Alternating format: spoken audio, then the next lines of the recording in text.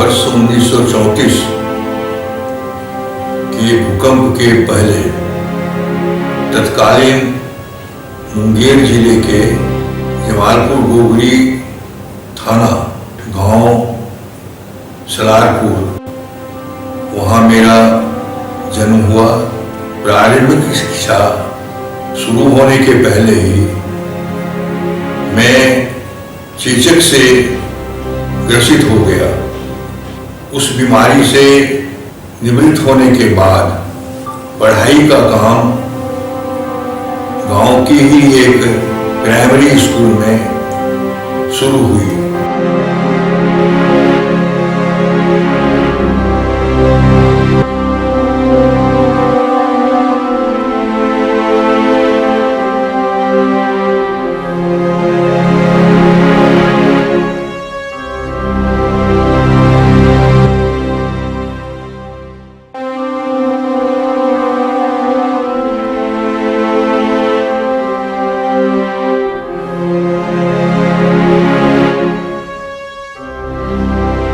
समझ में नहीं आता कहां से आरंभ करूं और क्या बोलूं। श्री लक्ष्मी नारायण जी डोकानिया से समाज प्रेरित है, गौरवान्वित है। कोई भी व्यक्ति अगर किसी भी तरह की याचना लेकर आता है, उसको नकारात्मक जवाब लक्ष्मी नारायण डोकानिया के मुंह से कभी नहीं निकला। इनके जीवन में सरलता एवं सादगी है।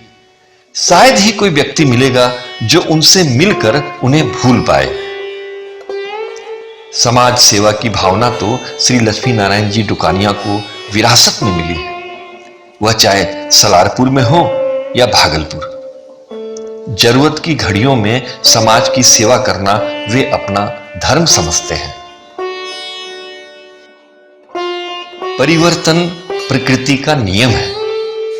कुछ हस्तियां ऐसी होती हैं जो समय के साथ अपने में परिवर्तन लाती हैं। नए विचारों से ओतप्रोत उनके मार्ग भुलाए नहीं भूलते। लक्ष्मी नारायण जी हाथ बटाते हैं, सहयोग करते हैं, बदलाव लाते हैं, हमेशा एक नई शुरुआत।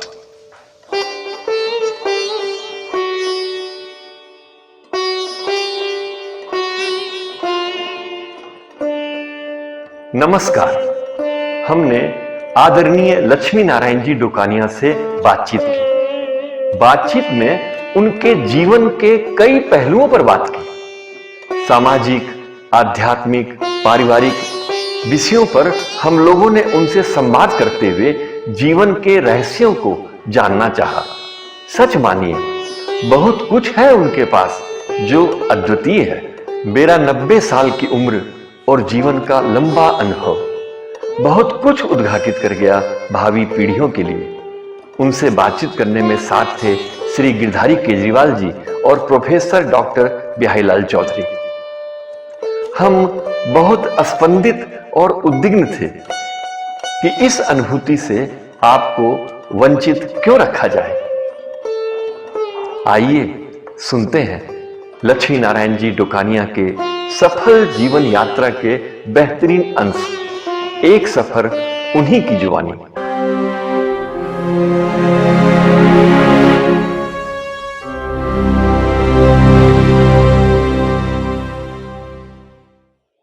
जुलाई 1949 में हमारा एडमिशन भागलपुर के मारवाड़ी कॉलेज में हुआ। उस वक्त मारवाड़ी कॉलेज मारवाड़ी पाठशाला में ही चलता था। 1946 में मारवाड़ी कॉलेज स्थापित हुआ था। मैं 1949 में उसका छात्र बना। कॉमर्स की डिग्री प्राप्त की। मई महीना 1955 मेरी शादी हो गई। उसके बाद मैंने कलकत्ता जाकर कलकत्ता यूनिवर्सिटी लॉ कॉलेज, वहां मैंने कानून की पढ़ाई के लिए एडमिशन लिया। लेकिन तबीयत पढ़ाई में लगती नहीं थी, तो फिर मन में यह आया कि क्यों न हम व्यापार करें। वार्ता के दौरान मैंने आदरणीय श्री लक्ष्मी नारायण डोकानिया जी से जानना चाहा कि आपका सामाजिक जीवन कैसे प्रारंभ हुआ। उनका उत्तर था, बचपन में यह देखता था मैं कि गांव के गरीब गुरबा लोग तो अपनी जरूरत के लिए पिताजी के पास, अभिभावकों के पास आते थे और वो उनकी मदद करते थे। तो वह देखने से वह भावना जो बनी माथे में, वह उससे परहित की भावना का जन्म हुआ। समाज को पनपने के लिए, हर व्यक्ति को बढ़ने के लिए आप अवसर देते हैं। मदद करने वाला सोच है आपका, देखभाल करने वाला दिल है आपका, परिवर्तन लाने वाली दृष्टि है आपकी। आपका चिंतन हमेशा चलता रहता है।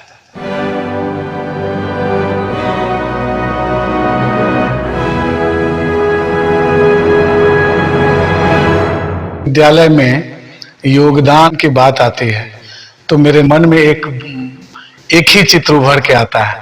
वो होते हैं हमारे पूज्य बाबूजी, जिनका नाम है श्री लक्ष्मी नारायण डोकानिया जी। चाहे शैक्षिक क्षेत्र हो, चाहे विद्यालय व्यवस्थापन की बात हो, चाहे नगर से संबंधित कोई भी बात हो, उन सभी में सही मार्गदर्शन बाबूजी के द्वारा मिलता है। और जिसका यह परिणाम है कि आज भारत सरकार के रक्षा मंत्रालय के द्वारा इस विद्यालय को एक सैनिक स्कूल बनने का अवसर प्राप्त हुआ।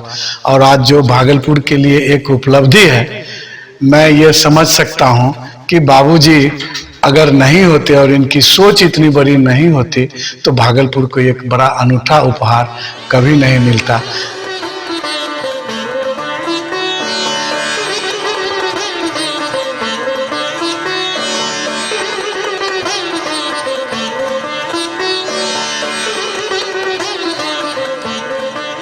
हमारे साथ लक्ष्मी नारायण डोकानिया साहब हैं। आप अब 92 साल के हैं और इस उम्र में भी इनके अंदर समाज को लेकर जो चिंता और उसकी सेवा का जो जज्बा है, उसको हम सबको ध्यान से देखना चाहिए। अपने पूरे जीवन में उनकी एक विरासत के रूप में ये नवकुष्ठ आश्रम यहाँ मौजूद है। ये भी इनकी देन है। गौशाला से जमीन दिलाकर उस जमाने में नवकुष्ठ आश्रम की स्थापना करना, तब जबकि बहुत बड़ी संख्या में कुष्ठ रोगी समाज में पाए जाते थे। हम इसके लिए इनका धन्यवाद भी करेंगे, शुक्रगुजार भी हैं और ये अपेक्षा रखेंगे कि अपने अंतिम सांस तक सेवा कार्य से मुक्त न हो, ताकि हम सब भी इनसे प्रेरणा ले सकें। लक्ष्मण बाबू प्रणाम। अपने के बाप रे बाप का हम चिंधियन तुमको मिल आप ही का ये सब कर लो नहीं ठीक है। आप छोड़ दिए सब तो गिरी गले कोई एकरो देखे भाल नहीं करे छी। एगो हम छिए कि एकरा जोगी के रखलो छी और हम जिंदगी भर तोरे जोगना। तो जिंदगी भर तो एकरा कुछ व्यवस्था कर दीजिए बाबू, तब न यहाँ आवे छे रोगी सब आवे छे। रोगी आए है डॉक्टर से एगो दुगो आवे छे रोगी। आप लोगों को खुशी देते हैं जिन्हें उसकी सबसे ज्यादा जरूरत है। अभिभावक बन अपनी पूरी ताकत से उनका मार्गदर्शन करते हैं। आपके कार्यों ने समाज को नई दिशा दी है। आपके कामों ने ऊर्जा की लहर बनाई और उसे बरकरार रखा। उनके शब्दकोश में मैं शब्द है ही नहीं, यह विलुप्त हो चुका है। और दूसरी उनकी अंदर की ऊर्जा, आज उम्र के इस पड़ाव में भी उनमें इतनी ऊर्जा देख के कभी कभी मन में ग्लानि सी महसूस होती है। उन्होंने इतना कार्य किया है कि बताना उनके लिए, हम लोगों के लिए संभव नहीं है। पापा को तो हम कभी ससुर जी बोल के समझे ही नहीं, कि पापा ही हमेशा बाबूजी की तरह उनको माने। हमेशा पापा के कारण ही हम लोगों का यहाँ परिवार में, समाज में पहचान है। कहीं भी जाती हूँ तो इनके नाम से ही पहचान होती है। ये बहुत ही गर्व की बात है। अपने हितों का त्याग कर दूसरों की मदद के लिए आगे आना, इसके पर्याय हैं श्री लक्ष्मी नारायण डोकानिया जी। जब मैंने उनसे पूछा कि सामाजिक कार्यकर्ता के नज़रिए से आपके प्रेरणा स्रोत कौन हैं, तो उन्होंने कहा कि प्रेरणा के दृष्टिकोण से मैं कॉलेज के दिनों में ही मैंने गांधी जी की आत्मकथा पढ़ी थी। कॉलेज के दिनों में 12 वॉल्यूम में गीता प्रवचन था, सस्ता साहित्य मंडल ने उसको छपा रखा और आत्मकथा भी छपी हुई थी, वह मैंने पढ़ा था।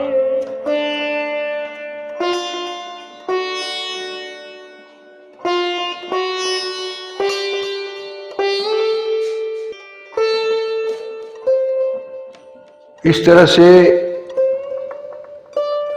सामाजिक काम करने वाले या राजनीतिक काम करने वाले लोगों के बारे में भी अध्ययन का मौका लगा और साथ साथ ही पीछे मौका लगा अपने समाज के लोगों के बारे में भी पढ़ने का, जिसमें हनुमान प्रसाद जी पोद्दार, जयदयाल जी गोयनका, मैथिली शरण गुप्त, इन लोगों के बारे में भी पढ़ने का मौका लगा। और अंत में मौका लगा अग्रसेन जी के बारे में पढ़ने का। आदरणीय लक्ष्मी नारायण जी डोकानिया सेवा परमो धर्म के जीते जागते स्वरूप लगते हैं मुझे। लक्ष्मी नारायण डोकानिया जी से वार्ता के दौरान मैंने पूछा कि सामाजिक रूढ़िवादी मान्यताओं के बीच आपने महिलाओं के जीवन में बदलाव लाने के लिए क्या कार्य किए? आप तो यह बात जानते हैं कि राजस्थानी महिलाएं प्राय रूढ़िवाद में रहती थी। कलकत्ता से चूंकि भागलपुर का बहुत ही नजदीकी संबंध था और लगता था कि कलकत्ता भी अपना घर है, तो जब राजस्थान से मारवाड़ी प्रवासी निकले तो 250 वर्ष पहले जो निकले वो तो कानपुर तक रह गए, छिटपुर बनारस आए और 5-7 परिवार बिहार आए, जिसमें गया में एक परिवार, एक पटना सिटी में परिवार, एक पटना जंक्शन पर परिवार, एक मुंगेर में परिवार, एक भागलपुर में परिवार, सत्यनारायण अग्रवाल। तो समाज सुधार का काम हमारे पूर्वजों ने प्रथम तक कलकत्ते में शुरू किया। तो वहां की हवा जब हमको लगी तो यहाँ पर 5 व्यक्ति इस काम को अपने ऊपर उठाए और महिला सशक्तिकरण के लिए सर्वप्रथम काम हुआ।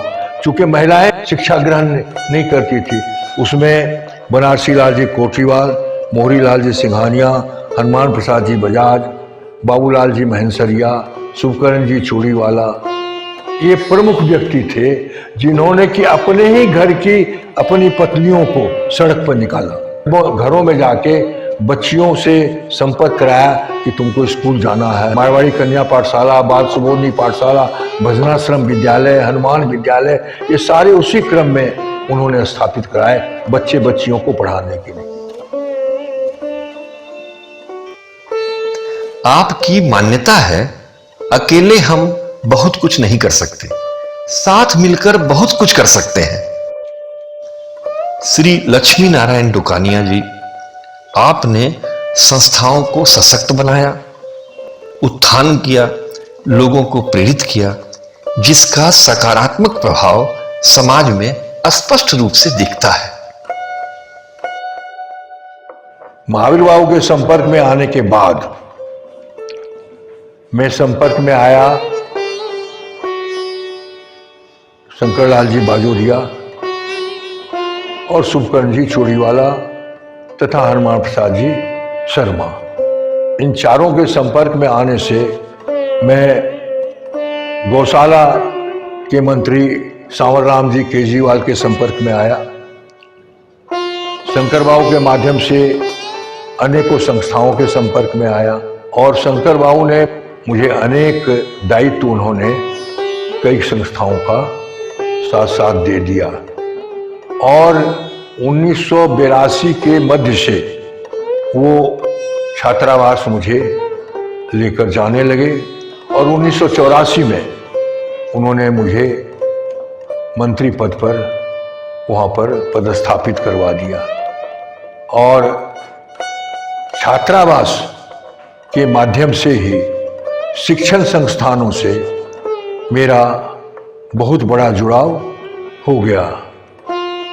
तत्कालीन भागलपुर के वाइस चांसलर से, मारवाड़ी कॉलेज के प्रिंसिपल से, इन सबों से मेरा बहुत अच्छा जुड़ाव हो गया और शंकर बाबू के माध्यम से सामाजिक कार्य की अनेक संस्थाओं में मुझे दायित्व मिलना शुरू हो गया। वार्ता के क्रम में मैंने उनसे पूछा, आध्यात्मिक प्रवृत्ति और सामाजिक कार्य क्या एक साथ संभव है? इस पर आपकी क्या राय है? धार्मिक रुझान पैदा होने के बाद तो फिर ऐसा लगने लगा कि जितना भी सामाजिक कार्य किया जाए वह थोड़ा ही है। सामाजिक काम वह व्यक्ति बहुत ही समर्पित भाव से कर सकता है जो आध्यात्मिक विचारों का धनी हो। बिना आध्यात्मिक विचारों के धनी हुए सामाजिक कार्य में रुचि नहीं लग सकती है। हम दूसरों को आगे बढ़ाकर ही आगे बढ़ते हैं। यही सामाजिक और आध्यात्मिक मान्यता भी है। किसी व्यक्ति के कार्यों का सबसे बड़ा पुरस्कार सामाजिक स्वीकृति है जो आपके साथ है। लक्ष्मण ताऊ जी के चरणों में शत शत नमन। हम बहुत भाग्यशाली हैं कि मेरे पिता नारायण प्रसाद जी कोटरीवाला का संपर्क शुरू से लक्ष्मण ताऊ जी के परिवार से बहुत अच्छा रहा। दोनों समाज में पूर्ण प्रतिष्ठा प्राप्त की दोनों ने। इसी प्रतिष्ठा का लाभ मेरे पति श्री नीलेश को मिला। इसी क्रम में प्रभु की असीम कृपा हुई कि ताऊ जी की पोती अब अजय भैया की बेटी भारती जो हमारे घर की शोभा बनी।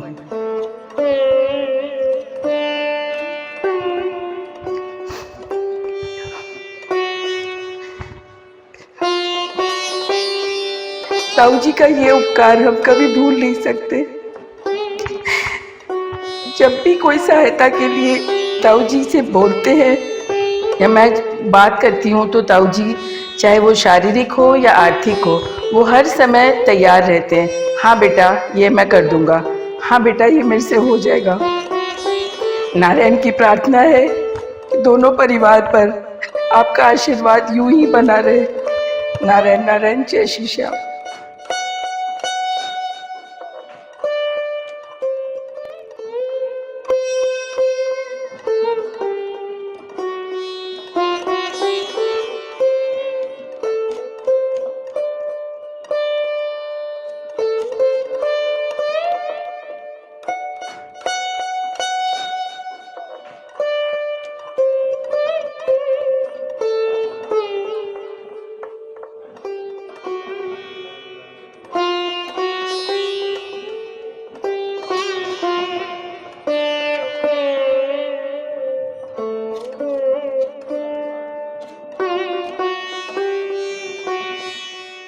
मेरे पिता भागलपुर चक्षुदान समिति में मणिभाई पोद्दार द्वारा दिए गए हॉस्पिटल को बनाने की बात आ रही थी।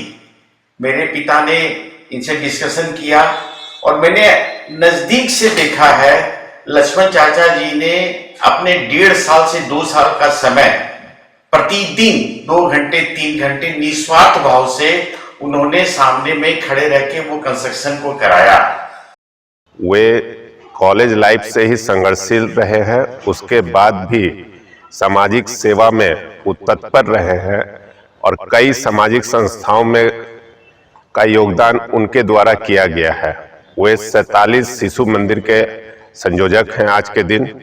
वे कई स्कूल बनवाए हैं और बहुत ऐसे कार्य किए हैं जो आज समाज के बीच आया नहीं है। वे एक प्रेरणा स्रोत हैं आज के युवा पीढ़ी के लिए, जो कुछ समाज के लिए करना चाहता है उनसे प्रेरणा लेके आज संघर्षशील रहे। इसलिए उनके बहुत कुछ कार्य को इस माध्यम से उजागर किया जा रहा है, उनको सम्मान देके। ये हम लोग का सौभाग्य है कि आज सामाजिक संस्था या समाज के लोग उनको सम्मानित कर रहे हैं। धन्यवाद। हम लक्ष्य को निर्धारित करने या नया सपना देखने के लिए कभी बूढ़े नहीं होते। ये प्रकृति आप में मौजूद है। सेवा करने के लिए आपको महान होने की जरूरत नहीं। सेवा का कोई भी कार्य, चाहे वह कितना भी छोटा क्यों ना हो, कभी व्यर्थ नहीं जाता। श्री लक्ष्मीनारायण डोकानिया त्याग और तपस्या की मूर्ति, हमारे भागलपुर के स्तंभ हैं। इन्होंने अपनी जिंदगी में जो जो किया है उसकी महिमा गाने की मेरी शक्ति नहीं है। जब मैं बहुत छोटा था तभी से मुझे उनको देख करके सामाजिक क्षेत्रों में कार्य करने की प्रेरणा मिली। निकट के कुछ वर्षों में ही आदरणीय श्री लक्ष्मीनारायण डोकानिया से परिचित हुआ, उनके साथ जुड़ा और उनके साथ कुछ संस्थाओं में काम करने का मौका मिला, सीखने का मौका मिला। लक्ष्मीनारायण जी डोकानिया से मेरा पारिवारिक संबंध जुड़ना शुरू हुआ और फिर स्नेह स्नेह हम लोग सामाजिक संबंधों में भी गहराते चले गए। जितनी भी संस्थाओं में वो काम करते रहे, उन संस्थाओं के साथ मुझे भी उन्होंने जोड़ा और अपनी कार्यशैली के साथ मुझे बहना सिखाया। मैं उनकी दक्षता और कार्यकुशलता और नेतृत्व की सराहना करता हूँ। उनके परिवार में मेरा आना जाना लगा रहता है। उनका दाम्पत्य जीवन भी जो देखता हूँ और उनका घर में, वो मुझे लगता है कि हम लोगों को उससे भी सीख लेनी चाहिए।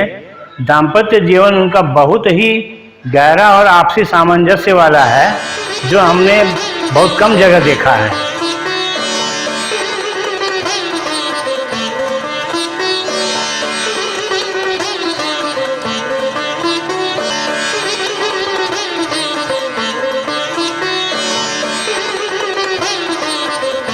हाँ बोलो बोलो। क्या बोलूं? जो मन में आओ सो बोल। तुझको नहीं मन में मेरा। बोलो। क्या बोलूं? पूछो तो क्या बोलूं? बोलो। तेरी वाला बोला बोल के बोलूं बदलो। मैं कौन जानू बोलना। मैंने जब से होश संभाला है तब से मैंने आदरणीय श्री लक्ष्मी नारायण डोकानिया को देखा है और इधर हाल के वर्षों में उनके सानिध्य में काम कर रहा हूँ। हमेशा से श्री लक्ष्मण चाचा जी का स्नेह, प्यार और अभिभावक के रूप में दिशा निर्देश प्राप्त होता रहा है। खादी की सफ़ेद धोती, खादी का कुर्ता, सादगी की मूर्ति हैं श्री लक्ष्मी नारायण डोकानिया जी। बड़ी मुश्किल से होता है चमन में कोई दीदारे दान पैदा। भागलपुर की सड़कों पर लंबे छरहरे बदन के धोती कुर्ता की विरासत को संभाले चलते फिरते मसीहा का रूप लक्ष्मी नारायण डोकानिया जी के व्यक्तित्व में देखा है। क्या आप अपने जीवन से संतुष्ट हैं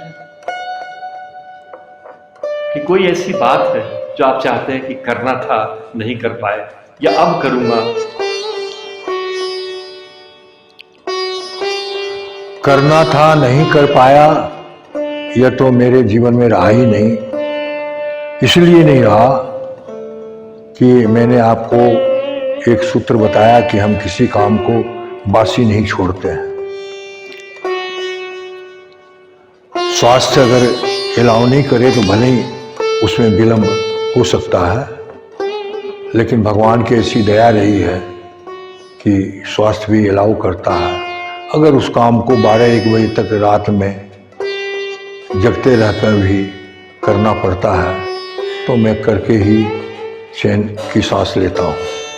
लक्ष्मी नारायण जी डोकानिया कहते हैं, नफरत से भरी दुनिया में हमें भी उम्मीद है, निराशा से भरी दुनिया में हमें अभी भी सपने देखने की हिम्मत है, अविश्वास से भरी दुनिया में हमें अभी भी विश्वास करने की हिम्मत है।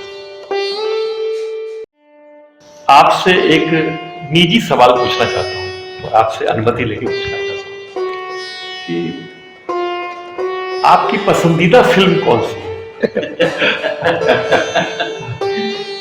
मेरी सबसे पसंदीदा फिल्म थी नया दौर। बैजंती माला उसमें, हाँ। ऐसे फेवरेट फिल्म प्राय दिलीप कुमार की ही। इसका मतलब आपके पसंदीदा हीरो दिलीप कुमार रहे? हाँ, फिल्म में मैं दिलीप कुमार ही मेरा। हाँ, तो थोड़ा सा और आपके दिल के करीब चलते हैं। अगर हो सके तो कोई 2 पंक्ति आप कृपया किसी भी फिल्म की कोई भी ऐसी पंक्ति आप गुनगुनाते हैं।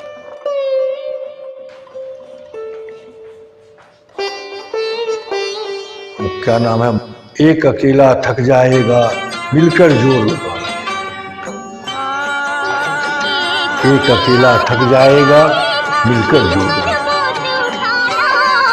साथी हाथ बढ़ाना, साथी हाथ बढ़ाना, एक अकेला थक जाएगा मिलकर बोझ उठाना। साथी हाथ बढ़ाना, साथी हाथ बढ़ाना साथी रे, साथी हाथ बढ़ाना साथी रे, साथी हाथ बढ़ाना साथी रे, मिलकर बोझ उठाना। साथी हाथ बढ़ाना, साथी हाथ बढ़ाना, एक अकेला थक जाएगा मिलकर बोझ उठाना। साथी हाथ बढ़ाना, साथी हाथ बढ़ाना साथी रे, साथी हाथ बढ़ाना साथी रे, साथी हाथ बढ़ाना साथी हाथ बढ़ाना साथी रे, साथी हाथ बढ़ाना साथी रे, साथी हाथ बढ़ाना साथी हाथ बढ़ाना साथी रे, साथी हाथ बढ़ाना साथी रे, साथी हाथ बढ़ाना साथी हाथ बढ़ाना साथी रे, साथी हाथ बढ़ाना साथी रे, साथी हाथ बढ़ाना